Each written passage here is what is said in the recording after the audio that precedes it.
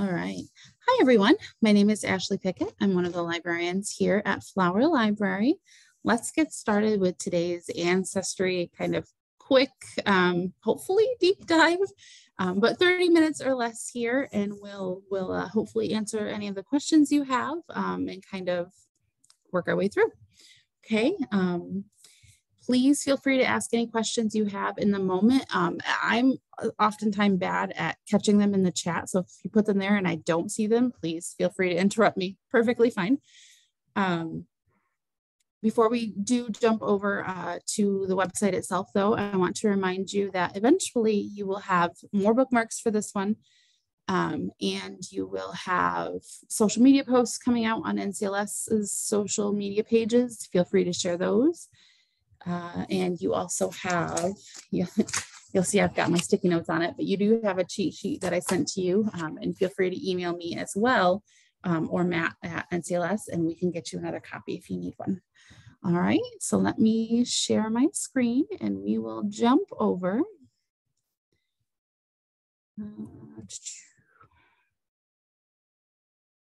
I think I've got the right one.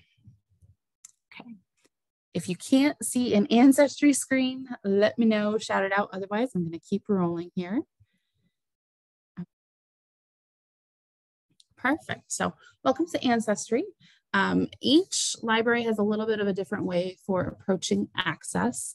If you have a static IP address, meaning your IP address does not change, you can type in ancestrylibrary.com and you will automatically go to the right page. You'll notice up here in the upper right hand corner, our library name is kind of long, so it does start to say Roswell P. Flower Memorial Library up there. That's how we know we're in the right spot if it says your library's name. If your IP address changes, there's some technical work that has to be done behind the scenes with NCLS's IT department. I hear they're working on that. So if it hasn't happened for you yet, hang tight, they are getting there. I know they've got quite a list to work through. I think there are about 40 or so, give or take, libraries that do have that static IP, so it doesn't change. So your subscription should be at this point up and running. You should also have an icon on the desktop of your public computers. If you don't, reach out to Matt Corey or the IT department if they haven't contacted you already about that, and you can get that fixed. But it is part of that whole IP address problem that we were having that is since hopefully in the works of being corrected for you. Okay.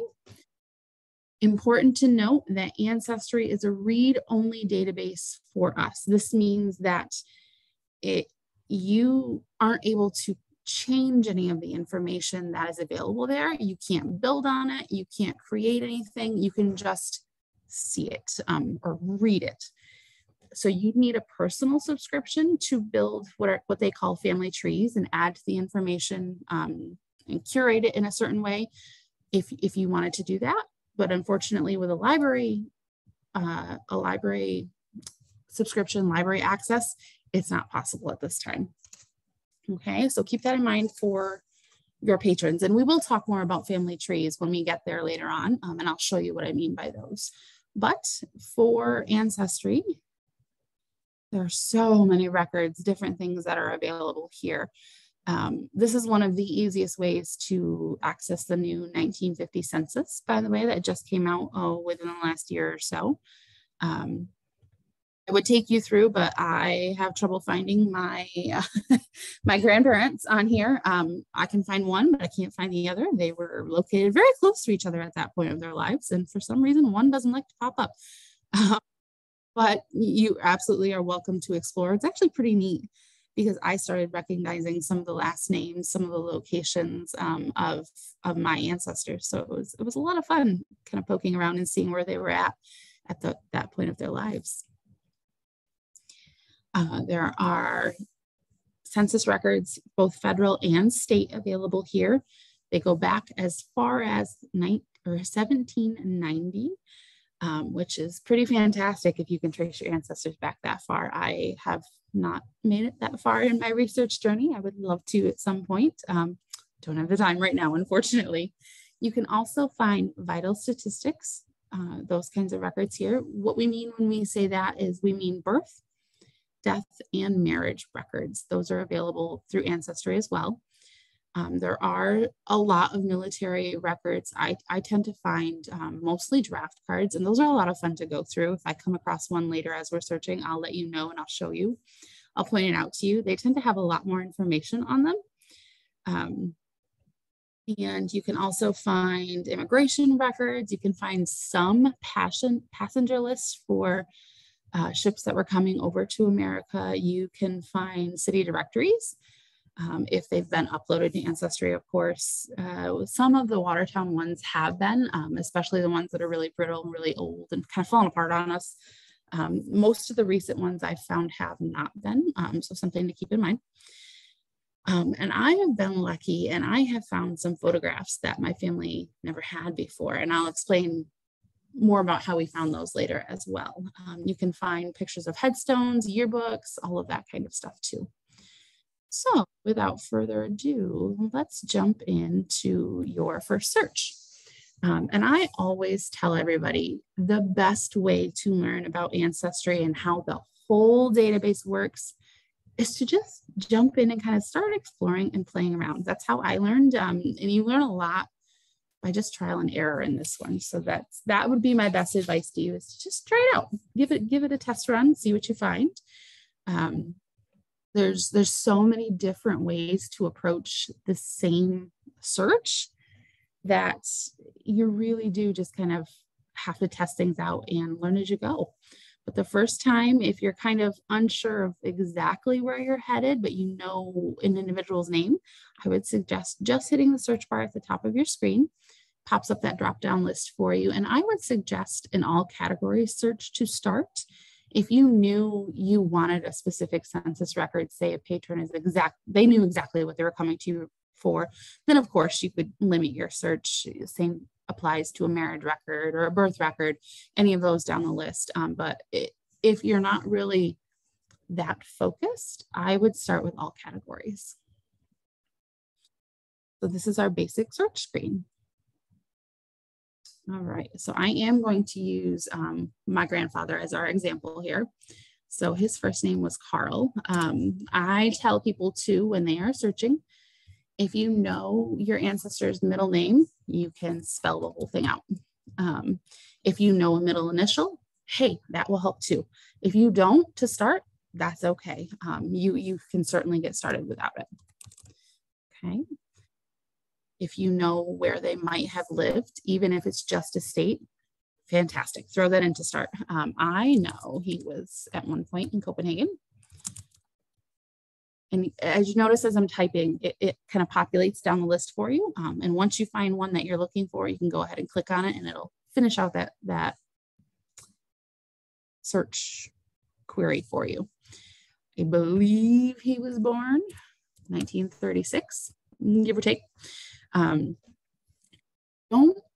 When you're first starting, you can click on exact.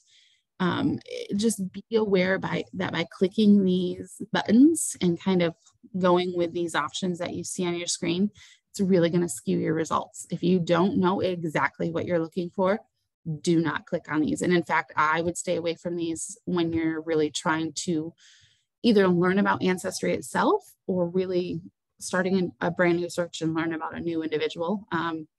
Just because it really narrows down your options, and there might be records that exist out there, but you're not finding them. Because remember, all of the records that Ancestry has were originally handwritten and then transferred by a human into a computer and then into Ancestry. So there's a lot of steps involved there, and there's a lot of room for human error. So imagine that scripty, beautiful handwriting. There's a lot of opportunity for people to read those letters wrong. And maybe instead of Groff, they put an A there when they were transcribing this into a computer. So if I clicked exact, we wouldn't get anything popping up with an A that was accidentally, not supposed to be there, and vice versa. So I advise keeping that off. Okay.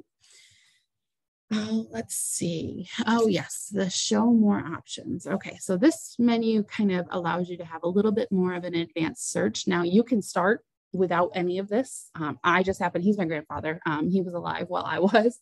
So, well, I am, I should say. So I know a lot of this information, but I am going to fill some of it in for you just to narrow down our search a little bit. I know that he was married. Let's see, I don't know the year they were married, but, oh, they've changed the order a little bit on me here. Let's see, spouse, that's what I want. I know her name was Doris, and I know her middle name is Marion. This is where things get tricky. I can put her maiden name in here, and I would advise putting that in to start. But again, she will eventually pop up in records with her married name as her last name as well. So it gets a little tricky. I'm going to start with this information. And then if you notice that things really aren't popping up, you can come back to your search. You can start shortening to middle initials, or going the opposite and putting in the whole middle name if you didn't do that. You can start just going to just the state, or adding in, different places. I could switch out for her married name for her maiden name, and vice versa, all of that kind of stuff. So there's really a lot of play in here that you can do. But for now, I'm going to hit search, see what we get. Okay. All right, so we got 71,000 records. So there's quite a bit to go through from in here, but I know right off the bat that some of these are correct, just looking at the information, okay? Let's see, where's a good one to pick? Oh, so here we go. Find a grave is going to give you graveside headstone information. Yeah, there it is. Okay, so this is one that a lot of our, especially at Flower, a lot of our distance, our patrons that call in from across the country, for example, they really like these because you can print off a picture of the headstone and send it to them. And they get that right off the bat without having to travel across the country. So that's pretty neat. But there it is. If I didn't know a lot about my grandfather, but I knew this was him based on the dates that I'm seeing and in the other information, there's his headstone. Okay. Internet's a little sluggish today. Let's see. All right. I do know that just from my family history, that my grandparents did live in Adams, or from the Adams area at one point in their life. So I'm going to click on that one. Sorry about this. I have font settings turned on my computer, so it blows up everything for me. Okay, so you're going to see, for every record that you get, you're going to see a result in the middle of your screen that's kind of the typed version. And then if you're lucky, you will see the original record as well linked off to the side here. Okay, so this is a copy of the microfiche for their marriage certificate. So you would click on view. Oh boy. Oh.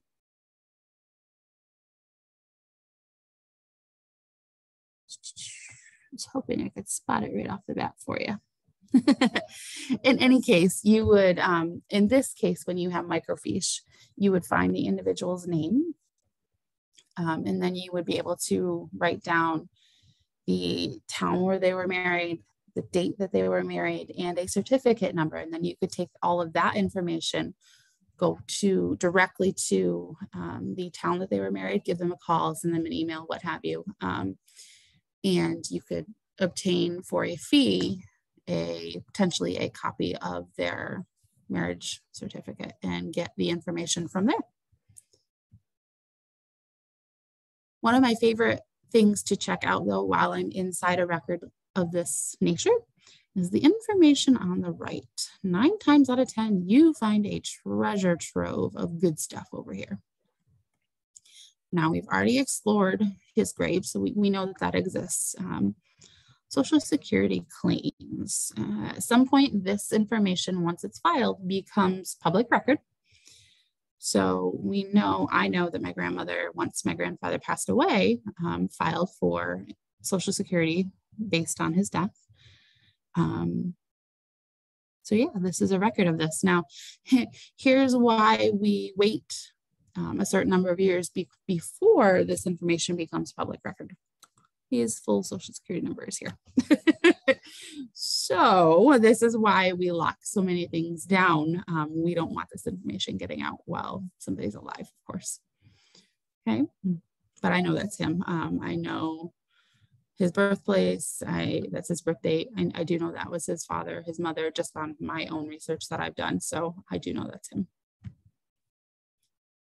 So I would come back over here to this list and just kind of keep going, see what I find. Here's a census record. These are so much fun to go through. The questions that were asked on the census once upon a time are much different than what we get today. So this was asked when my grandfather was about 5 years old, give or take. This doesn't have it. Once upon a time, they asked if there's a radio in the household. They asked if the individual was a farmer. That was an important one. How many head of cattle they had. They were a lot of fun. So I can find out that they lived on Liberty Street Road, which I've actually been to as an adult. It's just a lot of fun. But here they actually link records for my grandfather's siblings and his parents. So you can kind of start to jump yourself around and kind of go off on tangents. So you really have to be careful that you're searching for the individual that you want and you don't go down too many rabbit holes and spend too much time going in the wrong direction. So I can pull up the census while we're here. But yeah. Okay. Goodness, that took a big jump. Yeah, it's not going to load so well. I'm on a laptop. But if you're lucky, it will load. See how it's turning this green and yellow? It's picking out, the green is picking out the family for us, and then the yellow is actually highlighting the individual that we're searching, which is really handy because not every census record loads like that. It kind of saves your eyes a lot of searching. But you could save this as a PDF to your computer, print it out, email it. You have all of those options here in this save button. While we're here, I would love to talk about this button here called Send Document. I'm going to click on that. So essentially when you do this, it's creating a discoveries link, and it is a personalized for you link. Nobody else. You would type in your own email address, confirm it, and then hit send email. And what it does is it creates a running list of all of the records that you have sent to yourself. And you could open that back up in your email, and you can click on all of those and open them up again at a later date, and they're all saved in one spot for you, which is really, really handy. If you shared that link with anybody else, they too could open up those records. So if you've got a sibling at home and you found a ton of really neat information about your family, you could send that link off to them, and they'd be able to see that as well. Or if your patron searching in the library doesn't want to pay for printouts, doesn't have a jump drive with them or a phone to take pictures of the screen, they could use this button and send things off to their email as well. And from what I've discovered, it looks like it's about 300 documents that you could save there. So only our really serious hardcore researchers would really hit that limit quickly. So there's a lot of room there for them to save things.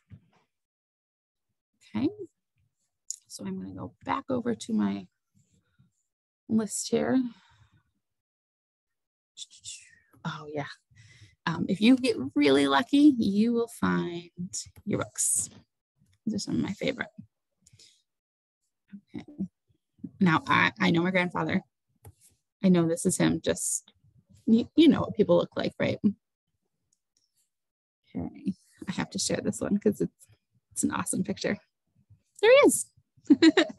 That's him. Now, as a grandchild, that's not something that I would have had access to without Ancestry. So this is here because somebody along the way uploaded it to this database, and now everybody's got access. Which, as you know, an ancestor, he passed away almost 20 years ago. No, yeah, about 20 years ago. Yeah, it's great to have this again. So it's a lot of fun. All right. So you can definitely get some great information from, well, see, 9 times out of 10, this is the one that's not him. But we can tell that right off the bat just by looking at the name that's not matching and the dates don't line up. But all right, so I'm gonna go back to, maybe a few times here. Give it a chance to catch up. Aha, here's our original results list. Okay, so there are even telephone directories, which makes me laugh because yes, that is my grandparents' phone number. Yeah, there's really a lot of stuff you can stumble across in here. Okay, if you were deciding as you're searching that there really is a specific a record that you were looking for, you do have your filters like any database here on the left hand side that you can start kind of digging through. If you decide, oh yeah, I really only want census records, you absolutely can pick through those. Same for his military records. I know my grandfather was in the military, but it was during peacetime, so it's a lot harder to find his records. They do exist, but they're hard to find. But I do want to talk about family trees. So I'm going to go ahead and click on this real quick. Here we go. Okay, so remember we put in my grandfather's name and my grandmother's name. So these family trees are made by any Ancestry user. So before we look at those, you have to remember that you don't know the quality of the research. It could be stellar and it could be amazing and you could, get a treasure trove of information, but they also might not have, done their due diligence. With Ancestry, they don't connect the dots for us. They just provide the information. It's our job to make those connections and kind of figure out, oh yes, that person is related to this person. That person is really my ancestor. So that's on us. That's not on them. And they, by the way, do not correct any information that's in here. I've tried to figure that out and there isn't a way yet. So keep that in mind when you are looking at family trees. It's really, really important to remember that you don't know the quality of the research behind them. Okay, but I recognize a lot of this information, so I'm going to go ahead and click on it. Okay, so it took me to my grandfather's portion of the tree. There's a lot of information that you can find here, but I've found over my months at the reference desk that people really do love the way the Ancestry breaks down the layout on this page. Particularly, like you can see the order of the information, if that makes sense. So you see their birth, where they lived, and then you see the timeline. You see where the death of his mother falls before his marriage, and then the birth of children maybe. And you can kind of just see the layout of everything really, really nicely without having to jump around on different screens. It kind of breaks things down really nicely for us. And with the family trees, you can see that there are sources here. So when I click on birth, and you're building a family tree, you have the option to put your proof with your information, and all of that information is listed here, and it's quick and clickable, and that's really, really handy. I'm going to go ahead and click on gallery here and see if, oh yeah, they've got his headstone linked. Sometimes if you're in the right family tree, you'll find those yearbook photos or other family photos that have been uploaded, but that takes time for the individual to do. So they don't always have that.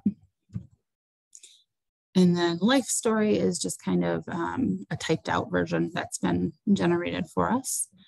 And then maps as well. Okay. But in the actual tree itself, oops. Okay, I'm gonna go view tree and it should, yeah. No, this one's a bigger one. It's got multiple layers. Let's see. Zoom out so you can get an idea. Yeah, so it kind of has those branches that you would think of when you think of a family tree.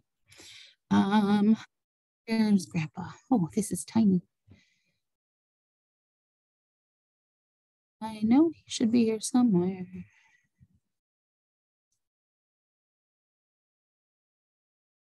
But you'll notice as we kind of get down toward the bottom, those are living individuals. So they block out that information. So you can't quite get anything there.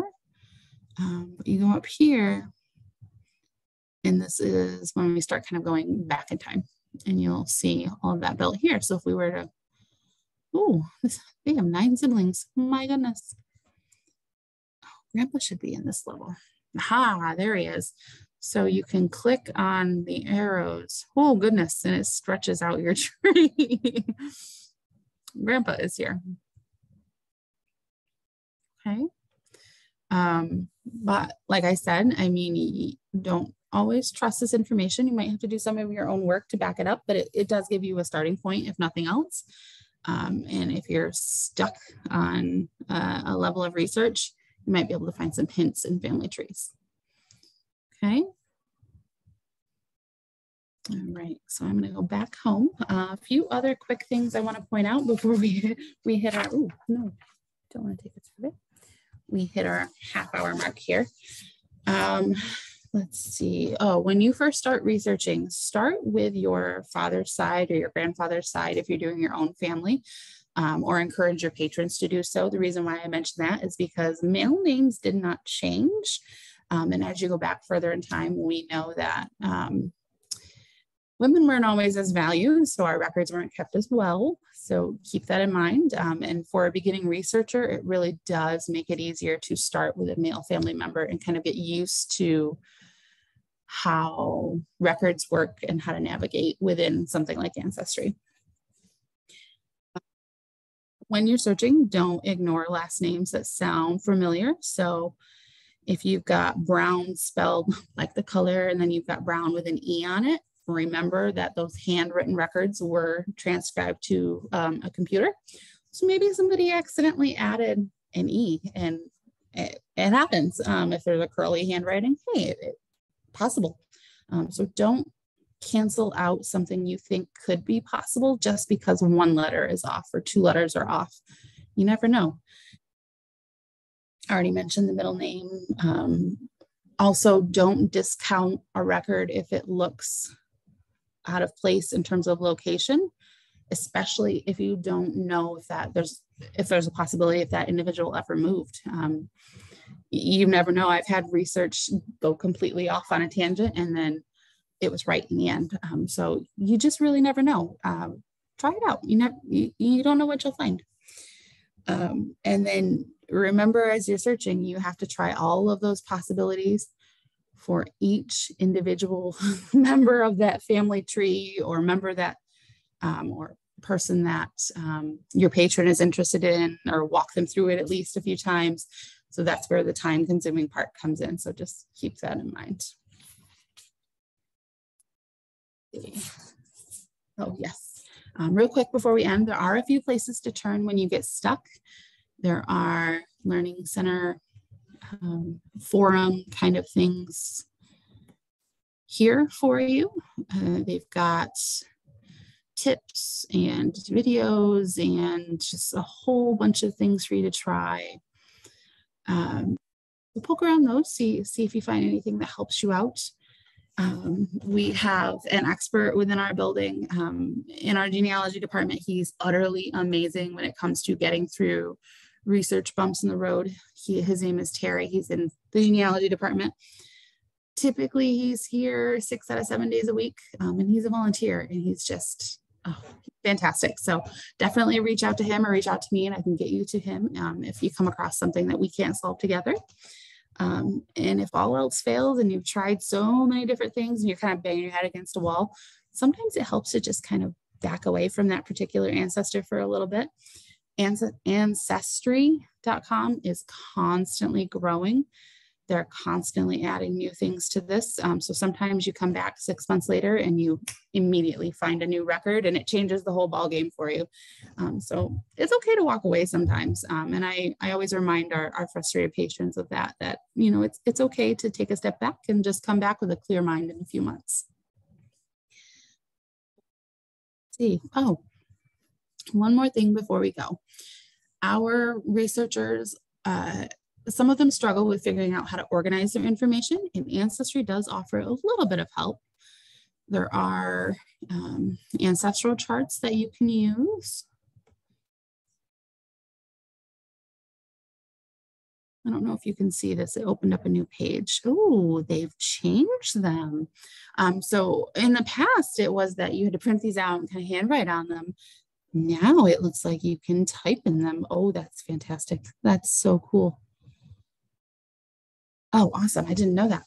You still have the information, the option, excuse me, to download these and print them and handwrite on them. That's what I did when I was starting. But now it looks like you can type in them. How cool. I always tell our patrons to, when they ask questions about organization, is to come up with a system that works for them and something that they can make sense of and explain and then go from there. Okay. Some people use folders, some people use binders, that kind of thing. So there's a whole bunch of options out there. So any questions? I know we just hit 3 o'clock, so I hope I didn't talk too fast. There's a lot here to kind of dig through, but at least you got an overview. Anything I can help with?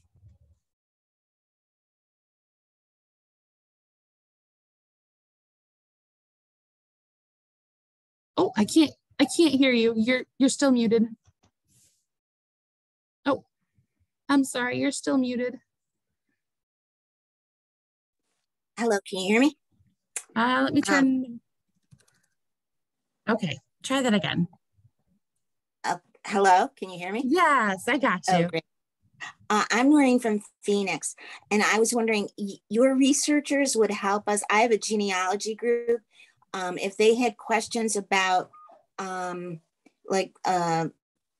descendants in the Watertown area, if we made an appointment, your researchers could help us if they were stuck on something with your records that you have. Yes, so we can give you kind of an overview of the resources we have, and Terry can kind of give you some guidance, but then we can also, if you want them to kind of have a chance to come into the room is open 12 to 4 Monday through Saturday. And then, you know, as staff, when Terry's not here, we can pull things for you as well. So reach out to us, and yeah, we can see, depending on their questions, whether it would be, if it would make more sense for them to come into the library and kind of have the resources at their fingertips and to work through together, or if it's something we can kind of answer quickly for them. You know, it really depends. But yeah, we're happy to help. Oh, awesome. Thank you. Yeah, no problem.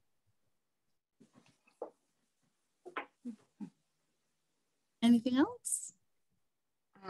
No, I can't think of anything right at the moment, but I'm sure I will. It's okay. We're here.